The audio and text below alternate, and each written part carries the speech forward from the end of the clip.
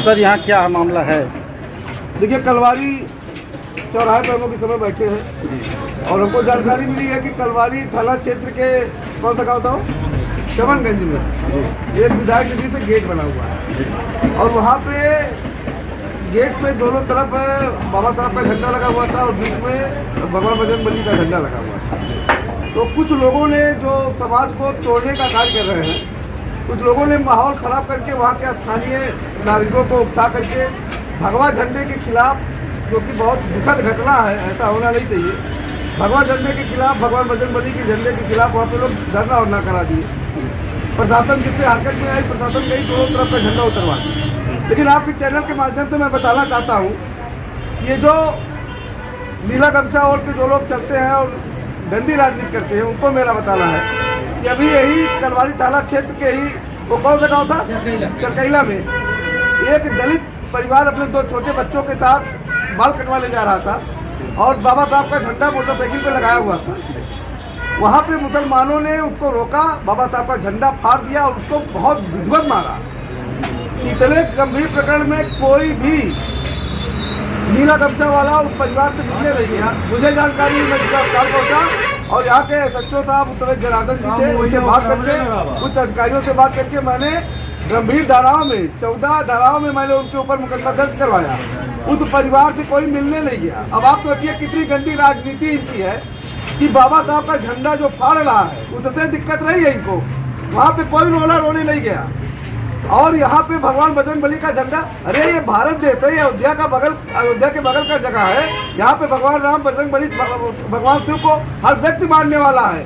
जो लोग अभी उनको मानने से इनकार कर रहे हैं, उनके जाके परिवार में देखिए, आज भी उनके बाप दादाओं के नाम में राम लगा हुआ है, शंकर लगा हुआ है, तमाम नाम उठा के देखिए, राम मिलन, राम सजन, राम भजन, राम संजीवन, सभी लोगों में राम लगा हुआ है। बाप तुम्हारे मानते थे भगवान को और तुम लोगों को भगवान में श्रद्धा नहीं रह, अरे ठीक है, श्रद्धा नहीं रह गई, ठीक है, आप दूसरा धर्म अपना लिए, ठीक है, आप जो भी करना करो, लेकिन अब आपको भगवा झंडे से दिक्कत शुरू हो जाएगी, आपको मंदिर से दिक्कत शुरू हो जाएगी, आपको अन्य जातियों हिंदुओं से दिक्कत हो जाएगी, तो ये चीज़ तो बर्दाश्त के बाहर है। सर आगे क्या कार्रवाई चाहते हैं आप?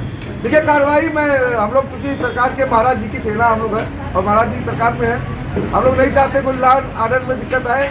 मामला तो बहुत गंभीर था, ये बहुत गंभीर था, कभी भी बर्दाश्त करने वाला मामला नहीं था।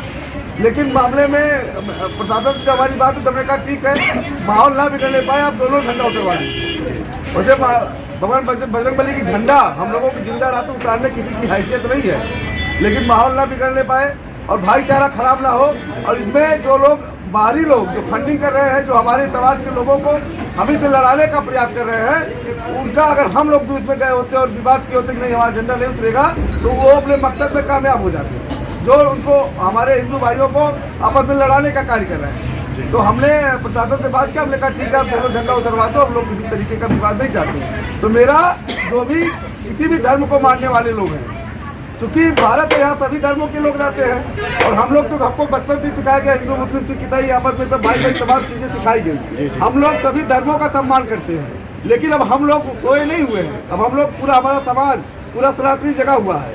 पहले क्या होता था, हमारे झंडे फाड़े जाते थे, हमारी देवी देवताओं को गाली दिया जाता था, हमारे समाज के लोग देखते थे। लेकिन आज के युवा, आज का जो नया जनरेशन है, केंद्र में मोदी जी और प्रदेश में हम सबका सौभाग्य कि योगी जी की सरकार है, उन लोगों को सीख लेते हुए जगे हुए हैं। अगर हमारे भगवे झंडे का अपमान, हमारे देवी देवताओं का अपमान कोई करने का प्रयास करेगा, तो पुलिस और प्रशासन से पहले हमारे हिंदू युवा उनको जवाब दे देंगे। बहुत बहुत धन्यवाद।